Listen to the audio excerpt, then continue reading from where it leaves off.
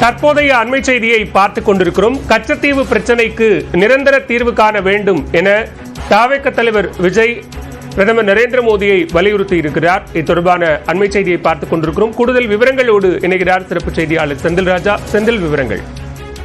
பாலமேல், தமிழக வெற்றிக் கழகத்துடைய தலைவரான விஜய் தற்போது ஒரு அறிக்கை ஒன்றை வெளியிட்டிருக்கிறார். அதில் 2 விஷயங்களை குறிப்பிட்டிருக்கிறார். ஒன்று, கச்சத்தீவை நிரந்தரமாக மீட்க வேண்டும். அதற்கு முன்பாக ஒரு இடைக்கால நிவாரணமாக 99 ஆண்டு நிவாரணமாக அதை சாத்தியப்படுத்த வேண்டும் என்று கோரிக்கை வைக்கிறார். இன்றொன்று, இலங்கை தமிழர்கள் பாதுகாப்பு குறித்தும் அதில் எழுதியிருக்கிறார். தன்னுடைய அறிக்கை வாயிலாக அவர் என்ன கூறியிருக்கிறார்கள் என்றால், கச்சத்தீவை மீட்பில் இடைக்கால தீர்வாக 99 வருடங்களுக்கான குத்தகை ஒப்பந்தத்தை ஏற்படுத்த வேண்டும் என்று தெரிவித்திருக்கிறார். அதே போல் ஐநாவின் கடல்சார் சட்ட பிரகடனத்தை இலங்கை அரசு எப்போதும் மதித்து கடைபிடிக்க வேண்டும் என்று வலியுறுத்த வேண்டும் என்று அவர் தெரிவித்திருக்கிறார்.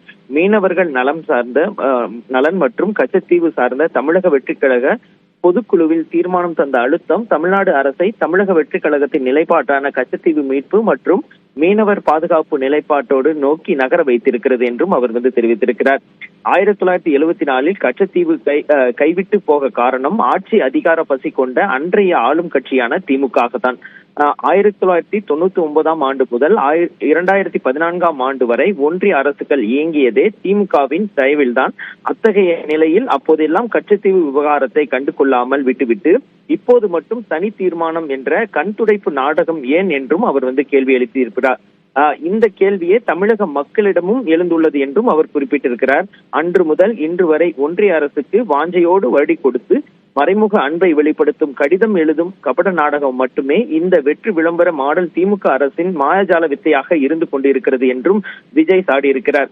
அதிகார மையமாக இருக்கும் போதெல்லாம் கை விட்டுவிட்டு 2026 சட்டமன்ற தேர்தல் நெருங்குவதால் இப்போது தனி தீர்மானம் இயற்றும் கபட நாடகம் திமுக அரசின் அந்தர்பல்டி அரசியலை தமிழக வெற்றிக் கழகம் கடுமையாக கண்டிக்கிறது என்றும் விஜய் தெரிவித்திருக்கிறார். இலங்கை கடற்படையின் தாக்குதலால் தமிழக மீனவர்கள் இதுவரை 800க்கும் அதிகமானோர் உயிரிழந்துள்ளனர். அவர்களின் உடைமைகளும் வாழ்வாதாரமும் பறிக்கப்பட்டுவிட்டன.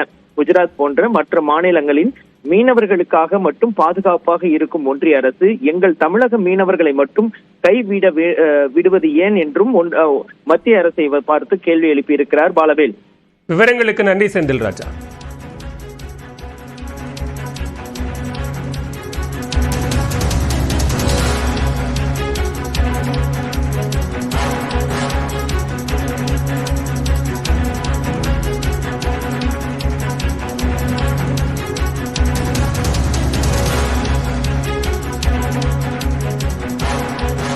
கச்சத்தீவு பிரச்சினைக்கு நிரந்தர தீர்வு காண வேண்டும் என இலங்கை செல்லும் பிரதமருக்கு தவேக தலைவர் விஜய் வலியுறுத்தி இருக்கிறார்.